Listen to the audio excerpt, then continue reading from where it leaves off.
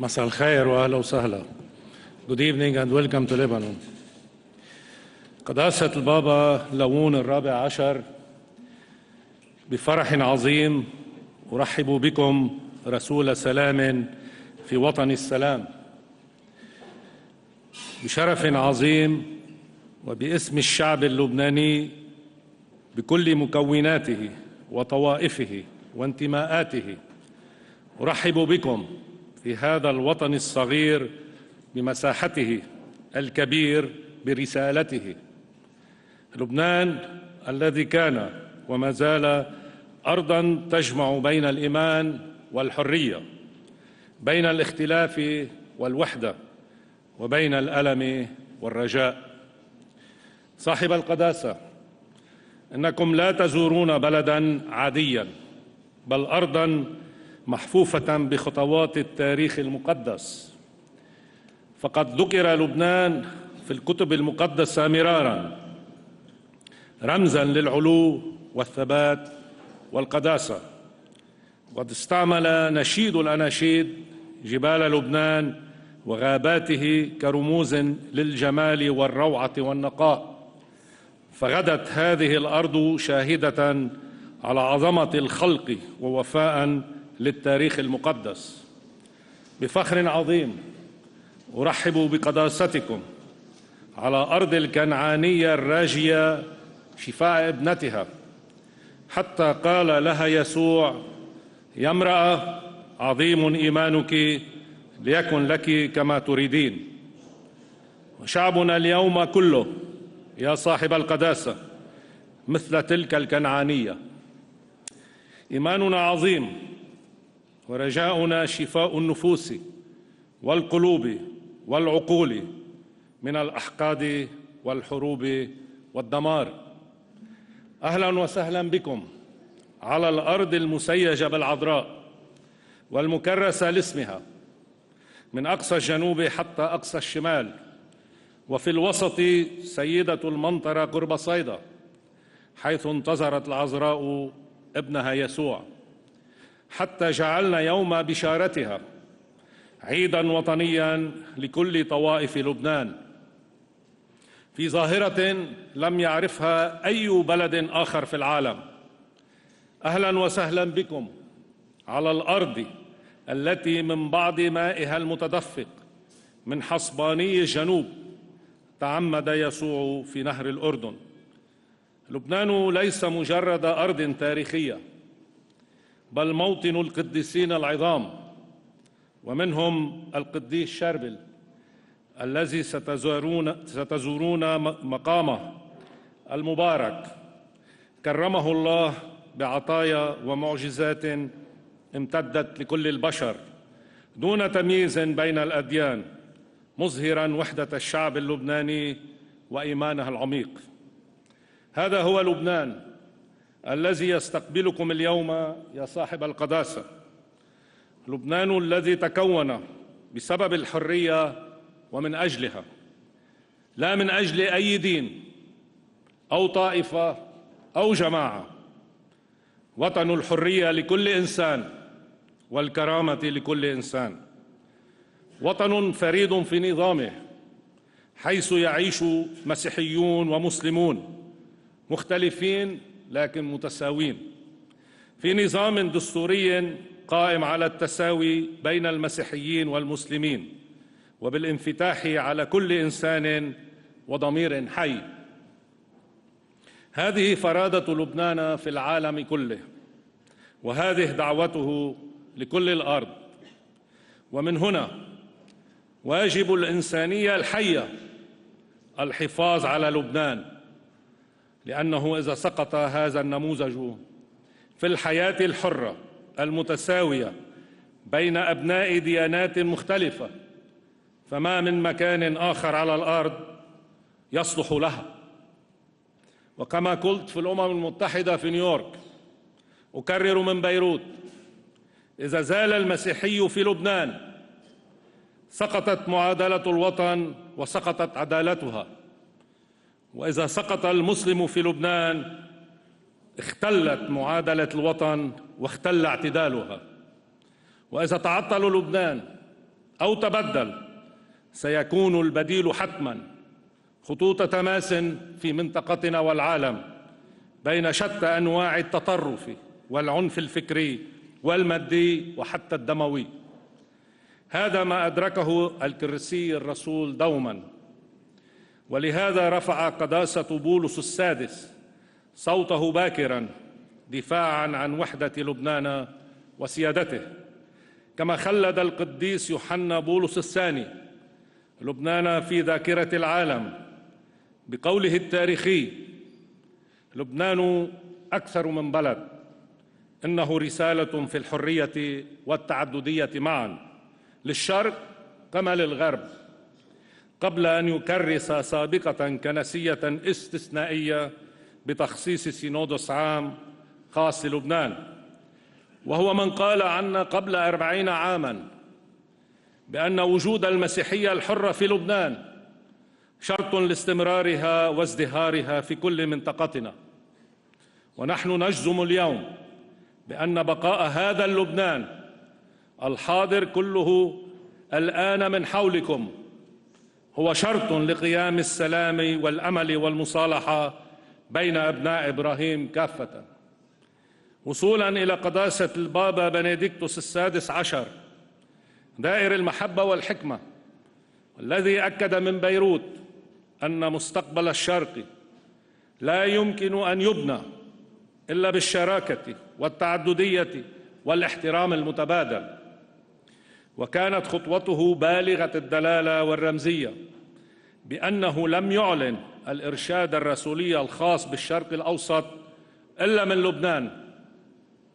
وها نحن نستقبلكم يا صاحب القداسة رابع خليفة للقديس بطرس يزور وطننا في خطوة لا تقل بلاغة في الرسالة والدلالة. إذا أردتم أن يكون لبنان أرض زيارتكم البابوية الأولى خارج روما، فجئتم إليه مباشرة من نيقيا، من أرض قانون الإيمان في ذكراه 1700، لتؤكدوا مجددا إيمانكم بنا ولنجدد معا إيماننا بالإنسان. جئتم إلى أرض الكنائس التي وصفتموها بالشهيدة لتزرعوا فينا الرجاء ولنحولها شاهدة على القيامة.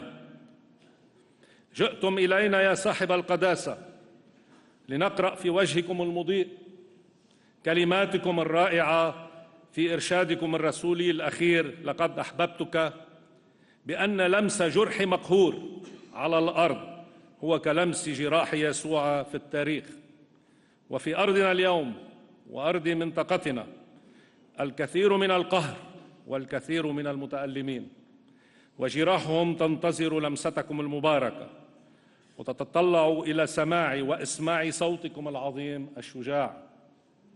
صاحب القداسة، أبلغوا العالم عنا بأننا لن نموت ولن نرحل ولن نيأس ولن نستسلم، بل سنظل هنا نستنشق الحرية ونخترع الفرح ونحترف المحبة ونعشق الابتكار وننشد الحداثة ونجترح كل يوم حياة أوفر.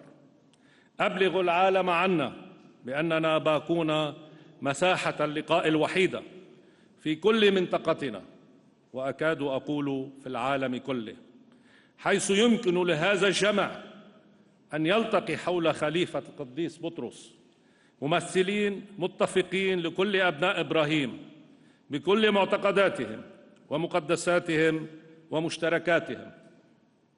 فما يجمعه لبنان لا يسعه أي مكان في الأرض، وما يوحده لبنان لا يفارقه أحد. بهذه المعادلة يعيش لبنان في سلام مع منطقته وفي سلام منطقته مع العالم.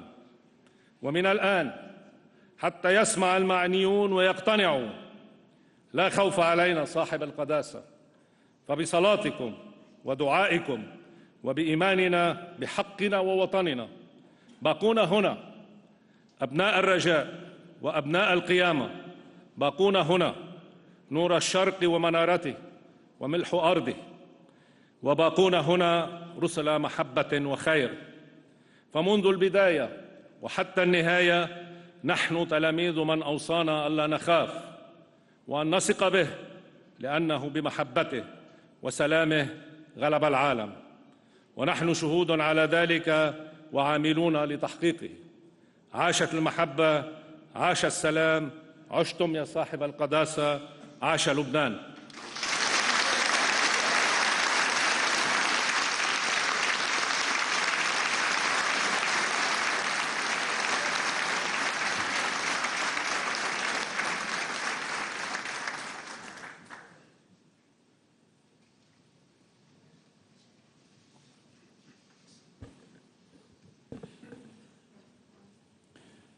Mr. President, distinguished civil and religious authorities, members of the diplomatic corps, ladies and gentlemen, blessed are the peacemakers. It is a great joy for me to meet with you and to visit this land where peace is much more than just a word. For here, peace is a desire and a vocation. It is a gift and a work in progress. You are invested with authority in this country, each in your own area and with specific roles. It is in light of this authority that I wish to address to you the words of Jesus that have been chosen as the central theme of my journey. Blessed are the peacemakers. Certainly, there are millions of Lebanese here and throughout the world who serve peace silently day after day. Yet you who have important institutional tasks within this nation are destined for a special beatitude if you can say that you have put the goal of peace above all else. In this meeting, I would like to reflect with you a little on what it means to be peacemakers in circumstances that are highly complex, conflictual, and uncertain. In addition to Lebanon's natural beauty and cultural riches, which have been praised by those of my predecessors who visited your country, there is a shining quality that distinguishes the Lebanese. You are a people who do not give up, but in the face of trials, you always know how to rise again with courage. Your resilience is an essential characteristic of authentic peacemakers. For the work of peace is indeed a continuous starting anew. Moreover, the commitment and love for peace know no fear in the face of apparent defeat, are not daunted by disappointment, but look ahead, welcoming and embracing all situations with hope. It takes tenacity to build peace. It takes perseverance to protect and nurture life. Examine your history and ask yourselves, from where comes that formidable energy that has never left your people downtrodden or without hope? You are a diverse country, a community of communities, united by a common language. I'm not simply referring to the Levantine Arabic, by which your great past has left inestimable treasures. Above all, I'm referring to the language of hope, which has always enabled you to start again. Almost everywhere in the world around us, a kind of pessimism and sense of powerlessness seem to have taken hold, where people are no longer able to ask themselves what they can do to change the course of history. Major decisions appear to be taken by a select few, often to the detriment of the common good, as if this were an inevitable destiny. You have suffered greatly from the consequences of an economy that kills, from global instability that has devastating repercussions also in the Levant, and from the radicalization of identities and conflicts. But you have always wanted and known how to start again. Lebanon can boast a vibrant, well-educated civil society, rich in young people, capable of expressing the dreams and hopes of an entire nation. I encourage you, therefore, never to separate yourselves from your people and to place yourselves with commitment and dedication at the service of your people, who are so rich in variety. May you speak just one language, namely the language of hope, that by always starting afresh draws everyone together. May the desire to live and grow in unity as a people create a polyphonic voice out of each group.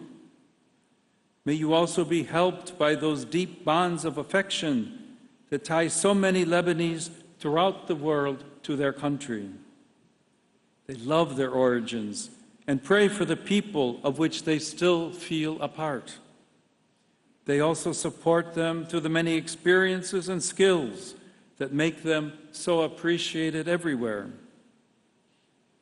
This brings us to a second characteristic of peacemakers. Not only do they know how to start over, but they do so first and foremost along the arduous path of reconciliation. Indeed, there are personal and collective wounds that take many years, sometimes entire generations, to heal.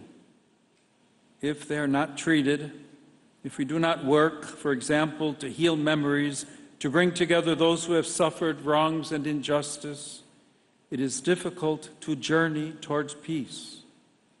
We would remain stuck, each imprisoned by our own pain and our own way of thinking. The truth, on the other hand, can only be honored through encountering one another. Each of us sees a part of the truth, knowing one aspect of it, but we cannot negate what only the other knows, what only the other sees. Truth and reconciliation only ever grow together, whether in a family, between different communities and the various people of a country, or between nations. At the same time, there can be no lasting reconciliation without a common goal, or without openness towards a future in which good prevails over the evils that have been suffered or inflicted in the past or the present. A culture of reconciliation, therefore, does not arise only from below, from the willingness and courage of a few. It also needs authorities and institutions that recognize the common good as superior to the particular. The common good is more than the sum of many interests, for it draws together everyone's goals as closely as possible, directing them in such a way that everyone will have more than if they were to move forward by themselves. Indeed, peace is much more than a mere balance, which is always precarious, among those who live separately while under the same roof. Peace is knowing how to live together in communion as reconciled people. A reconciliation that, in addition to enabling us to live together, will teach us to work together for a shared future side by side. Thus, peace becomes that abundance which will surprise us when our horizons have expanded beyond every wall and barrier. Sometimes we think that before taking a further step, we need to clarify and resolve everything. Instead, mutual dialogue, even amid misunderstandings, is the path that leads to reconciliation.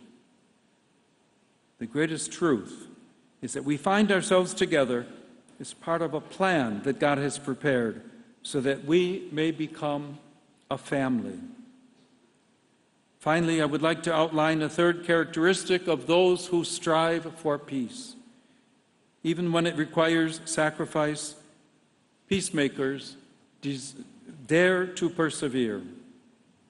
There are times when it is easier to flee or simply more convenient to move elsewhere. It takes real courage and foresight to stay or to return to one's own country and to consider even somewhat difficult situations worthy of love and dedication. We know that here, as in other parts of the world, uncertainty, violence, poverty, and many other threats are leading to an exodus of young people and families seeking a future elsewhere, even though it is very painful to leave one's homeland. It is certainly necessary to recognize that much good can come to all of you from having Lebanese people spread throughout the world. However, we must not forget that remaining in our homeland and working day by day to develop a civilization of love and peace remains something very valuable. Indeed, the Church is not only concerned about the dignity of those who move away from their own countries. She does not want anyone to be forced to leave their country. Moreover, the Church wants those who wish to return home to be able to do so safely. While human mobility represents an immense opportunity for encounter and mutual enrichment, it does not erase the special ties that unite each person to certain places to which they owe their identity in a very special way. Moreover, peace always grows in a concrete, living context made up of geographical, historical, and spiritual bonds. We need to encourage those who foster and nurture them without giving in to sectionalism or nationalism. In his encyclical Fratelli Tutti, Pope Francis indicated the way forward. I quote, "We need to have a global outlook to save ourselves from petty provincialism. When our house stops being a home and starts to become an enclosure, a cell, then the global comes to our rescue, like a final cause that draws us towards fulfillment. At the same time, though, the local has to be eagerly embraced, for it possesses something that the global does not. It is capable of being a leaven, of bringing enrichment, of sparking mechanisms of subsidiarity. Universal fraternity and social friendship are thus two inseparable and equally vital poles in everyday society. A challenge not only for Lebanon, but for the entire Levant, is what can be done to ensure that young people in particular do not feel compelled to leave their homeland and emigrate. How can we encourage them not to seek peace elsewhere, but to find guarantees of peace and become protagonists in their own native land? In this regard, Christians and Muslims together, and all religious and civil components of Lebanese society, are called to play their part and to commit themselves to raising awareness of this issue within the international community. In this context, I would like to emphasize the essential role of women in the arduous and patient endeavor to preserve and build peace. Let us not forget that women have a special capacity for peacemaking because they know how to cherish and strengthen the profound bonds with life, people, and places. Their participation in social and political life, as well as in their own religious communities, represents a factor of true renewal throughout the world, as does the energy that comes from young people. Blessed, therefore, are the peacemakers, and blessed are the young people who remain or who return, in order that Lebanon may once again be a land full of life. I conclude by drawing inspiration from another precious feature of your tradition, which stretches back thousands of years. You are people who love music. On feast days, this becomes a dance, a language of joy and communion. This aspect of your culture helps us to understand that peace is not only the result of human effort, however necessary. Indeed, peace is a gift that comes from God and which, above all, dwells in our hearts. It is like an interior motion pushing outwards, enabling us to let ourselves be guided by a melody greater than ourselves, namely that of divine love. Those who dance move lightly, without trampling on the earth, harmonizing their steps with those of others. So it is with peace, which is a journey inspired by the Spirit and causes our hearts to listen, making them more attentive and respectful towards others. May this desire for peace, which comes from God, grow among you. For even today, peace can transform the way you look at others and the way you live together in this land, a land that God deeply loves and continues to bless. Mr. President, distinguished authorities, I thank you once again for your welcome. Please be assured of my prayers and those of the whole Church for your delicate service to the common good.